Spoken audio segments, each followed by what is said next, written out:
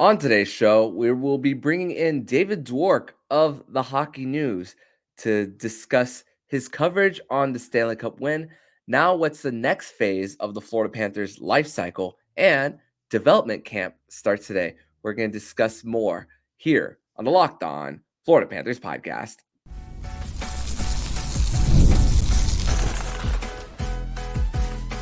You're Locked On Panthers, your daily podcast on the Florida Panthers. Part of the Locked On Podcast Network, your team every day.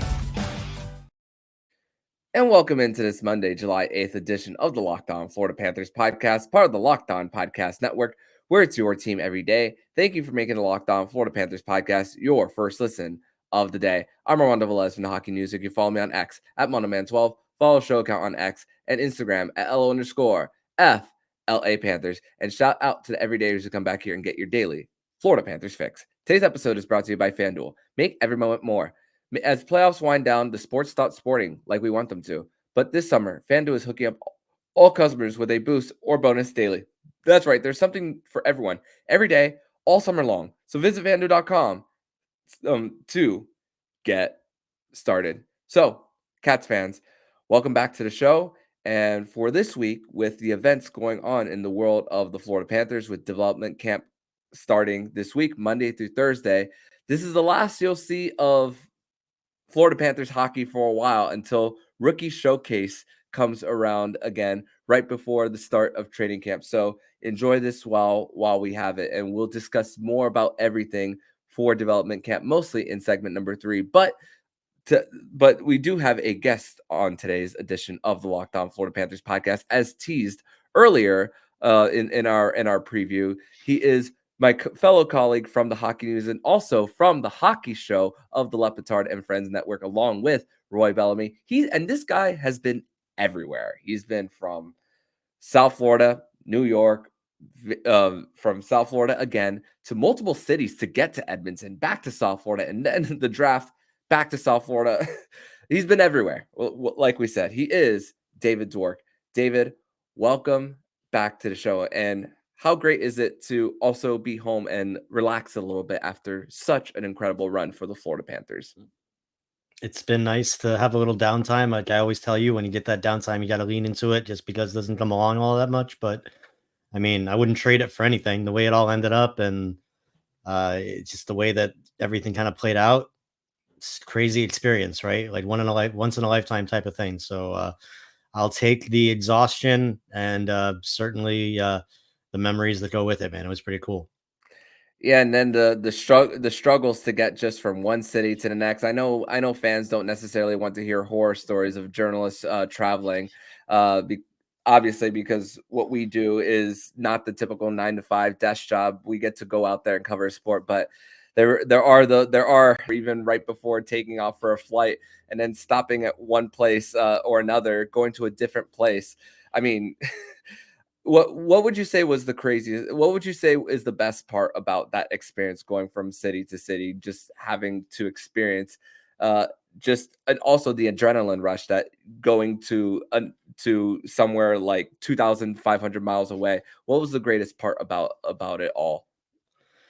I think what I probably took the most out of the final, all the travel that we had to do in the Stanley Cup final, and you kind of alluded to it. There were no direct flights from South Florida to Edmonton, so everybody, regardless of who it is, whether it's media, fan, even the players, everybody had some kind of a story about the experience they had. Because like even the players, they all get charter flights, they get to fly direct, but the first time the series shifted from Florida to Edmonton, there was like a crazy monsoon rainstorm that hit South Florida for like 36 hours. So a lot of people, including the players, struggled to get out of town. So it was a very unique experience in that regard. But I think what I've probably remember most from my traveling, I had never been to Edmonton before this trip.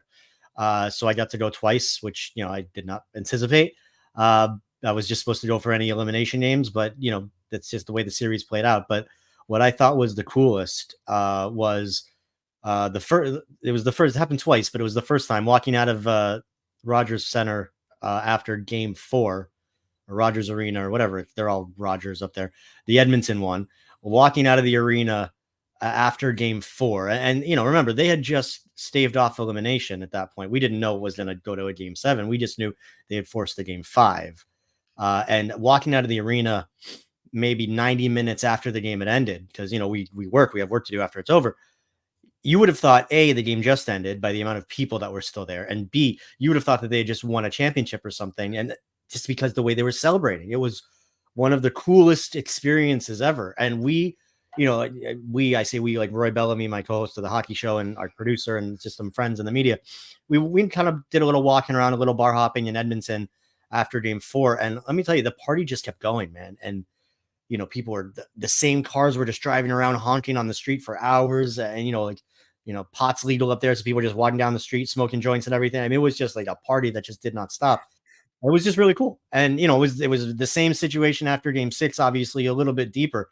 I think I went back to my hotel, and I think hours later, I could still hear cars honking and people partying. So I think I never experienced something like that. Just the way a whole city just kind of, lived it up like that. And, if that's, obviously we've heard about how things are in Vancouver, a little bit more to the nth degree. But I mean, I don't want to disparage any other Canadian hockey towns. I haven't experienced it like that, like in Edmonton. But that was one of the coolest things. That's certainly what I'm taking with me in terms of my travel, aside from the craziness of the flights and everything. The experience at Edmonton and seeing how those fans reacted, that was really cool.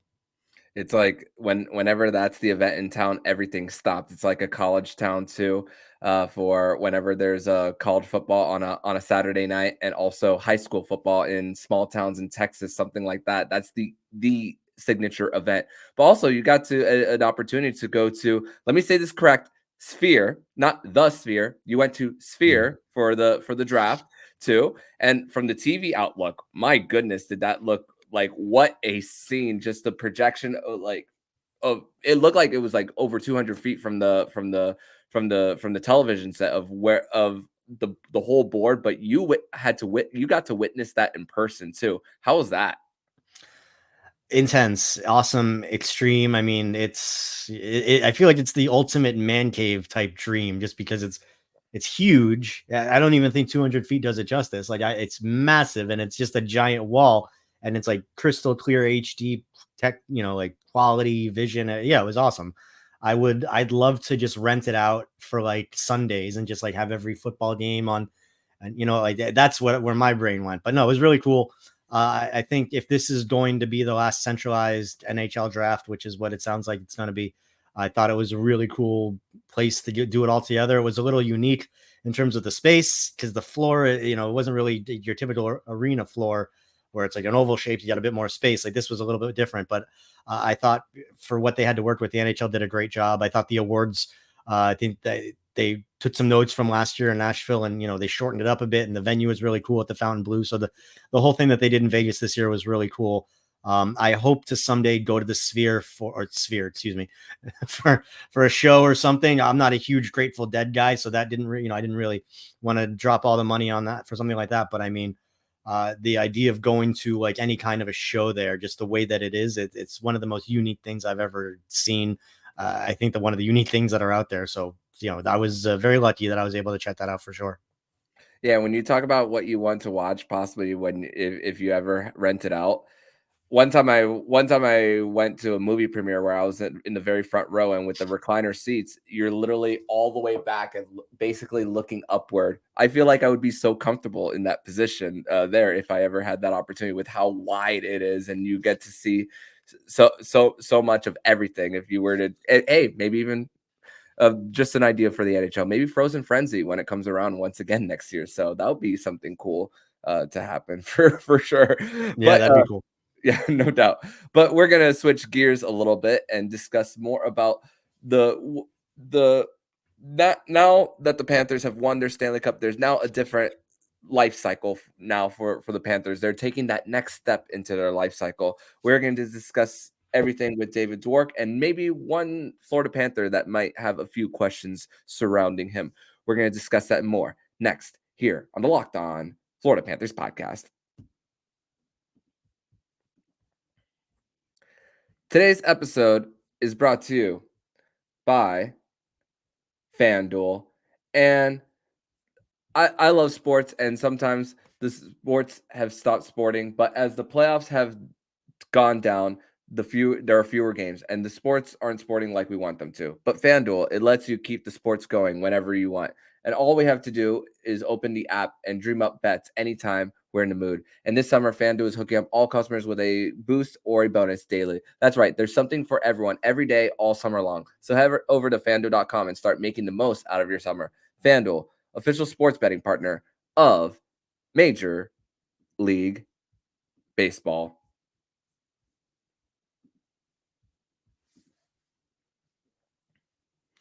And thank you once again for making the Locked On Florida Panthers podcast once again your first listen of the day. And are you watching Fox Sports or ESPN on your TV all day? Have to turn down the volume with all that shouting? Make the switch to Locked On Sports today, a free 24/7 sports streaming channel program for you every day to bring you the biggest stories without all the screaming. Locked On Sports Today brings you the can't miss analysis, opinions, and news streaming 24/7 on YouTube or the free Amazon Fire TV channels app, part of the Locked On Podcast Network. Your team every day. Back with David Dwork, my colleague here at the Hockey News, here for this edition of the Locked On Florida Panthers podcast. And a few housekeeping notes. Since we last spoke, the Panthers have signed defenseman Jacob Megna to a 1-year, 2-way deal with the organization. Some depth for the organization for them.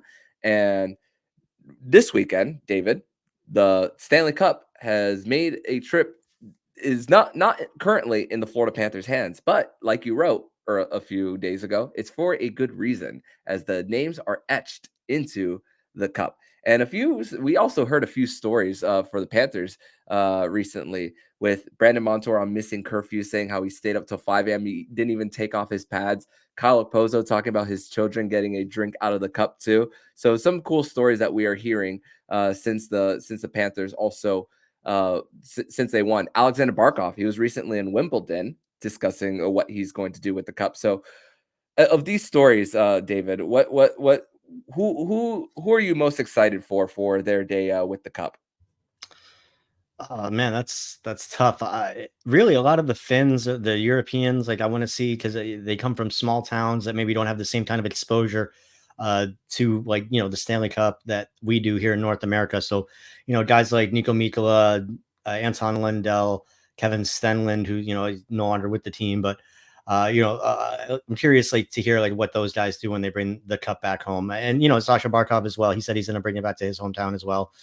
So it should be cool to see, what kind of reception that they get. But I also, I'm excited to see Sam Bennett eat Captain Crunch out of the Stanley Cup with his dad, something that they said they've been talking about since he was a kid. I'm curious what Matthew Tkachuk does on his day with the Stanley Cup, what, the Tkachuk family does. So, it should be cool. What is Sergei Bobrovsky going to do with the cup? Maybe the quietest guy, the hardest guy to extract any kind of real personal feeling or emotion. But great guy, just we saw him cut loose at the parade like we'd never seen him before, just the way that he was talking. So what's he going to do with the cup? So I'm just kind of anxious, curiously / excitedly to see how it goes, just because, Armando, we've seen this happen forever. We know how it works. We know the cup presentation on the ice. We know carrying it around. We know they take it all summer. This is, every hockey fan knows this, but now we're experiencing it from a totally different perspective. When I say we, I mean you and I mean the Panthers fans watching this. After going through it last year against Vegas and experiencing the other end of it.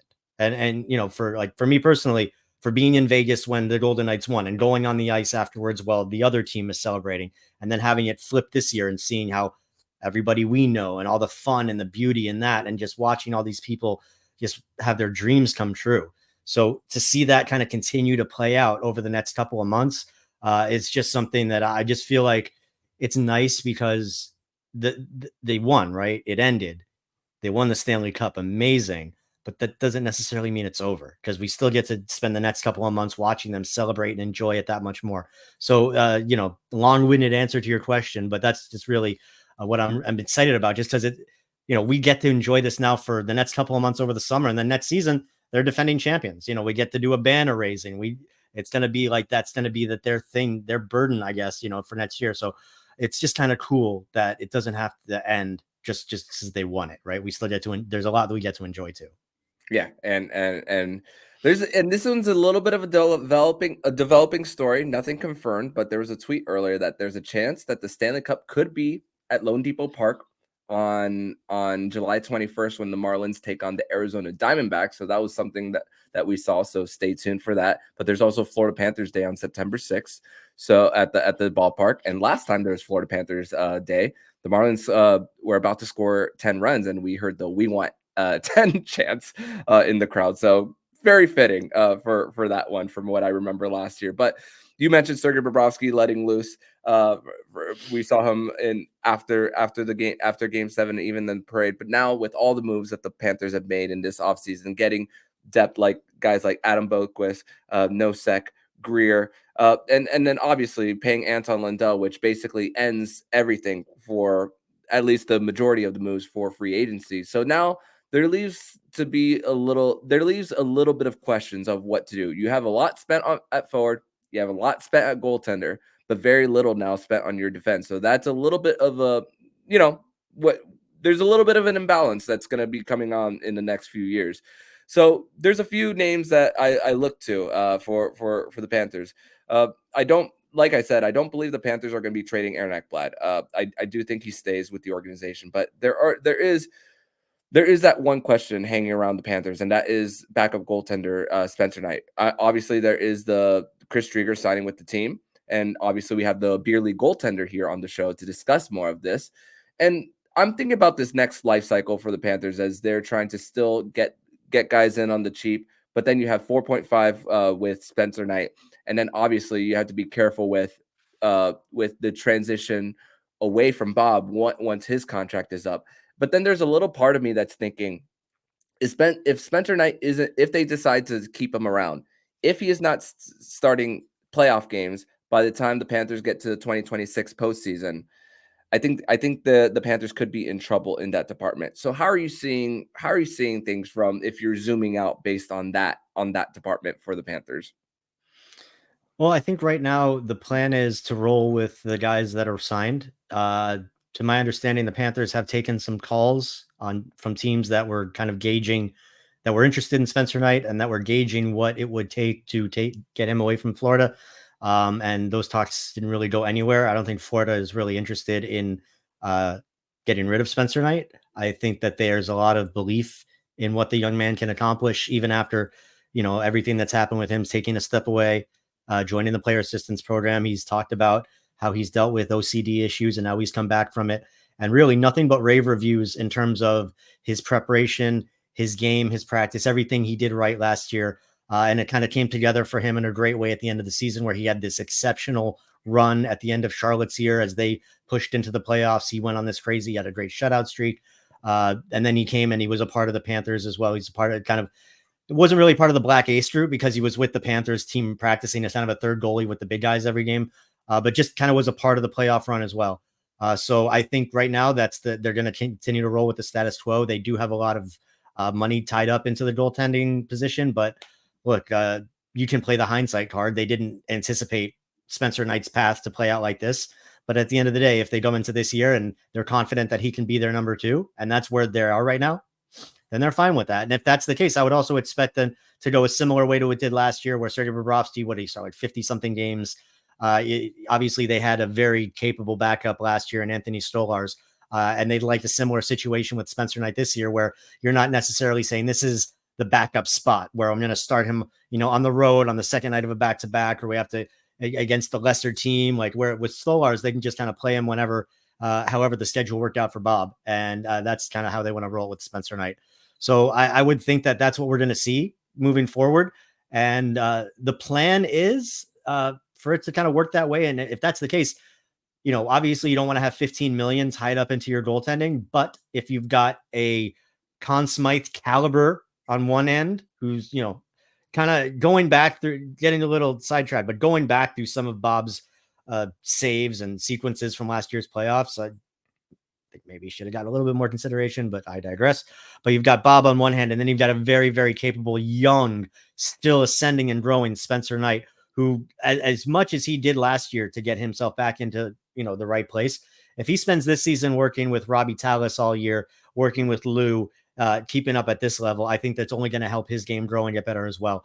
So while, yes, the point that you made about the finance is not all ideal. However, if Spencer Knight is what they think he's going to be, and Bob continues to play what we've seen, and there's no reason to think he won't. He's already 35 years old. If he's going to be good, he can do it right now. He's going to do it for the rest of his career. The Panthers will be in pretty steady shape, I would think, in their goaltending end. Yeah. And I also think about how they structure things around it too, and just how different offseason setting yourselves to win. And I think more of this just last offseason about how Bill Zito was able to put himself in a position to win, not just this one alone. When I think of two signings, especially when I think of Evan Rodriguez, who went off in the final, I feel like he had a moment in every single playoff round too. And Nico Mikkola is part of a steady presence in that defense core that's coming back for another year. And also both of them are on 3-year terms too. So you don't have to go back to the negotiating table again. And those guys are on the cheap to contribute to at least the middle part of the lineup too, that you still get those depth pieces, a little bit of continuity, even though you lost a little bit of your role players. So I think about the different off seasons, not just this one alone, but just previously for the Panthers, that they could still ease into that next transition. Oh, I mean, it all comes back to that one guy, right? Bill Zito has just done great move after great move, whether it's the big moves, the Matthew Tkachuk trade, obviously, or it's the lesser moves that don't get as much credit. I mean, like just bringing in Kevin Stenlund last year to fortify the PK. The initial signing of Ryan Lomberg and him calling it out, saying, I think this guy's going to be a fan favorite. And sure enough, what happens? And now, maybe with this new batch of guys, which is interesting, whether you're talking about AJ Greer or whether you're talking about Jesper Boquist, both of them kind of said similar things to where it wasn't just we saw a team that was winning and we wanted to join, because, that's anybody can go and try to get on a team that wins. They saw a team that was working harder than anybody else, playing a style that was really, really hard to play against. And they said, I want to be a part of that. So that's what I think is interesting, that not just the winning culture that's being bred, but the working culture and the room and just everything that, Bill Zito and his guys, to their credit, they had a goal of building it the right way with the right kind of players. And hey, it's working out really damn well at this point, because they've built this envious room. They play this style of play that's really hard to play against. And now they've gone out and they won a Stanley Cup. So, credit to Zito. I think it all just comes back to the way that he's built the team and how they've learned as they've gone along. Like they won the President's Trophy a couple of years ago. They got spanked in the second round. They got swept by Tampa, and they said, you know what? We won a lot of games, but this isn't working to our ultimate goal. And they changed everything that offseason, and they started bringing in those kind of guys. And you talked about Nico Mikkola as a great example of a guy that, nobody really knew who he was down here. Well, he's getting 3 years. He's getting term, really? And a perfect fit, right? It all comes back to Zito and his staff, just knowing exactly what they're doing with this team. Panthers fans, you're very, very lucky right now, because they've basically gotten like a Pat Riley-esque. Riley has done such an amazing job with the Miami Heat since he basically got here in the 90s. And Bill Zito, in 4 years, will be in September that he's been here. I mean, could you have asked for a better start? Like, it's amazing what the guy's done. And then in these signings for this year, you have Greer on 2 years, and then if things don't work out with Boquist, he's an RFA, so you have that option on whether to qualify him or not. So those are the options that you have there for Bill Zito. So flexibility is the name of the game now for the Panthers. But we're going to transition over to segment number 3, where we're going to preview D camp for the Florida Panthers, which starts on Monday from Fort Lauderdale at the Baptist Health Iceplex in Fort Lauderdale. We're going to discuss that next here on the Locked On Florida Panthers podcast. Segment number 3 here on this Monday, July 8th edition of the Locked On Florida Panthers podcast. Thank you once again for making the Locked On Florida Panthers podcast your first listen of the day here on a Monday. And like we said, D camp going on this week from the Baptist Health Iceplex in Fort Lauderdale, Monday through Wednesday. There will be a group of 39 guys split into 2 groups, A and B, with Monday being starting in the afternoon, and then Tuesday and Wednesday starting in the morning, right before a scrimmage on Thursday at 4 p.m. open to the public. But the practices in the first 3 days are closed to the public. So what's really cool, David, is about just the different different connections that I tried to find in this roster for the Florida Panthers. You have a few guys who are returning for the Panthers. 9 guys who have been in D camp before for them. Guys who have also been signed after D camp. One of them being Cooper Black. I remember we interviewed him, and we asked him about his height. He said, "I don't want to grow anymore." So I remember talking to him about that. 2 Floridian connections with Jack Musa from Orange Park, Florida, and then Aiden Dubinsky, who played for the Florida Alliance in 2018 to 2020. A few guys on AHL deals, 4 guys signed to their ELCs, 16 guys unsigned. One guy who's also in his second development camp in Callan Tung, who was in Calgary's last week, who's also going to be Tyler Muzelik's teammate at UConn this year too, and also a 2-time national champion in Jack Devine coming back for the Panthers. So all different types of backgrounds, all the different types of situations for the Panthers. Also, most of the guys are coming in the last 3 draft classes. We're going to have a few for the Panthers from this year's, 3 of them to be exact, including Linus Eriksson, who the Panthers just recently drafted, also traded their 2025 second round pick for the Panthers. So of everything that I named, what are you looking forward to most in development camp for the Panthers this time around? No, it's a few things I always like in D camp. It's always the excitement from the kids, obviously. I mean, you mentioned kind of the different situations that a lot of the kids find themselves in. And I think that's why it's such a great experience, because you can have guys that are coming back, for a second or third time. You've got like, whether it's like a Jack Devine or whether it's like Grayson Sachin or, a lot of the kids that have been to D camp so they can help out some of the younger guys that haven't been there. And then you can get these leadership roles that can come in from some of the veteran prospects that have done it before. So everybody's kind of learning a different role. Even if you've been to camp before, you're not necessarily in the same situation that you were in. So it's always nice to see how they grow. Speaking to a kid 1 year over another, and I keep calling them kids, but I mean, for God's sake, these are professionals, or they're going to be professionals soon. But it's just really cool to see. And then obviously, for me personally, I get excited for the goaltenders. There's a few guys that the Panthers have drafted over the last few years that are coming, whether it's Olaf Clifford, whether it's, you mentioned Tyler Muselik, who's going back up to UNH this season. It's always fun to watch the goaltenders grow. It'll be interesting to see Cooper Black. He's still listed at 6'8", but maybe he got another inch taller because, what is he like? He's in 01, so I guess that would make him 21, 22. I mean, good God, these kids are so young. But yeah, it should be a fun week. And again, what's cool is always as well, Armando, seeing them at the development camp, and then you're going to see them again like a month or so later when they have the rookie showcase, which is just another great experience for them right before training camp. So this is just really where it all is getting started. And it just feels a little whirlwindish because the final just ended, not even 2 weeks ago. And here we are, and it's already, the draft is over, free agency's behind us, and like we're getting ready and looking forward to next season now. So the price you pay for being good, right? Sorry, Panther fans. Next season's we're on deck. Let's roll. Yeah, and then guys who stood out as far as like so much energy, like guys like Josh Davies. That's always a guy that I'm always looking forward to. Sign his entry level deal.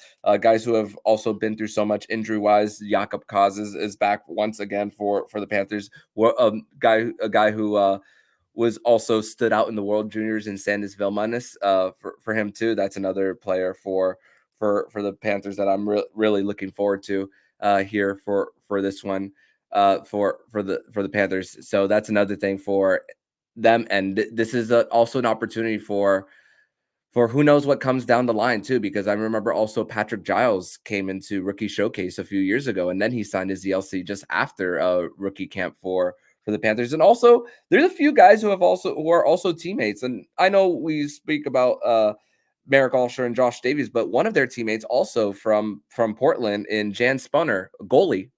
I know you like to look at the goalies. He's goaltender too, who also played for the Portland Winterhawks too. So it's a little bit whenever you're thinking of young kids. I know we spoke about how they're 2021, but also going into a different situation, cross country, there's still a little bit of familiarity there, but also there's also a good chance for the other guys who were drafted by the Panthers to also vouch for them too, to guys like a Brian McCabe, because we know that he's going to have a lot to say this weekend for the Panthers too. So that's another situation that I think of for these players. Yeah, I'm sure, like, just a couple of, like, when you want to talk about like the younger guys, that come to mind, like Luke Coughlin, the young defenseman. I would imagine, when you talk about Brian McCabe, who he's going to talk to, I imagine, Coughlin's another one who I'm looking forward to seeing this year. Marek Alsher, you mentioned him. Somebody who they looked at in a leadership type role. I remember it was a discussion last season. Then he went out and he had a great year last year in the WHL. So it's the growth that you want to see out of some of these guys. And when you talk about the younger ones coming, like the two guys I just mentioned, I think, and I actually got it right in front of me here. If you give me a second. Yeah, Coughlin, he's an 05 and Alsher is an 04. So, I mean, again, not even old enough to drink yet. And look at, the weight that's already going to be coming on these guys is returning. So it's just going to be a fun week. I bet these guys have had it circled on their calendars for a while now. And, the experience also is going to be cool for them because now they're going to a brand new facility. None of them have been there. Oh, yeah. They're going to this, the practice facility, and also the drapery that's going to come with the Stanley Cup Championship. It's just going to be a pretty unique and awesome experience for them. So it'll be cool to kind of be there and to document them going through it. Let's also not forget the off ice activities too that they have too. Last year they went to Northborough Prep and did a dodgeball tournament. They were making sushi at a restaurant. I forget which restaurant it was last year, but now that they're closer to downtown and in a new location, we can only imagine what kind of off ice activities they're going to do. Will they go to the elbow room just like the champions, or will they save that for? No, you got to win the Stanley Cup before we do an event at the elbow room too. So I think half of them might not even be old enough to properly enjoy themselves at the elbow room. So I think maybe like team bowling, movie night, or, Ted Lasso, like team pillow fight or whatever, like those kind of things are probably a little bit more, go out and maybe make pasta together. Things like that. Maybe the team can figure out a way to somehow incorporate the Stanley Cup into one of the things. It's kind of like an inspirational type thing. Who knows? I'm sure there'll be some cool things. I would not expect to see them at elbow room or Tootsies or anything like that. Yeah. Yeah. So maybe some type of video presentation of setting up for the Stanley, just like how of winning a Stanley Cup is like, this is the organization that you're coming to. But it's crazy because also the amount of time that the video production team for the Florida Panthers have to do to put that together too. But hey, this is what they sign up for, and all the hours worked here. I mean, it's a 12 to 16 hour job. Those video coaches for the Panthers in what they do. And this is probably going to be no different for the guys coming in for development camp for the Panthers. But David, I want to thank you so much once again for joining me on this edition of the Locked On Florida Panthers podcast, here to discuss your time covering the Cup, everything with what's coming up with the celebration of the Panthers winning it all and development camp. So tell everybody where they can follow you and your work online, my friend. No. And first, thank you again for the invite. It's always cool chatting with you, my friend. You can find me on Twitter at David Dwork. Everything I write for the Hockey News just goes to thehockeynews.com/Florida or thn.com/Florida. And then there's also my podcast with Roy Bellamy called The Hockey Show. You can find it on YouTube, anywhere you download your hockey podcast. It's on the Dan LeBatard Show Network, on DraftKings Network. Let us know what you think. It's I guess we're going to be coming up on a year. It's crazy to think, right, Armando, how long we've been doing this stuff, but yeah, it's been awesome. It's been really cool to do. So that's definitely somewhere you could find us and let us know what you think. Awesome, David. Thank you so much. And I will definitely see you in person very, very soon. So thank you so much, David, and see you next time. All right, brother. Be good. And if you like what you're hearing, please subscribe to the podcast to be notified every single time the Locked On Florida Panthers podcast jumps into your podcast feed. Don't forget to also subscribe to the other shows on the Locked On NHL Network, including Locked On NHL, Locked On Fantasy Hockey with Flip Livingstone and Steele Roden, and Locked On NHL Prospects. Thank you once again for making the Locked On Florida Panthers podcast your first listen of the day. So I'm Armando Velez with David Dwork And you've been listening to Locked On Florida Panthers podcast, part of the Locked On Podcast Network, where it's your team every day.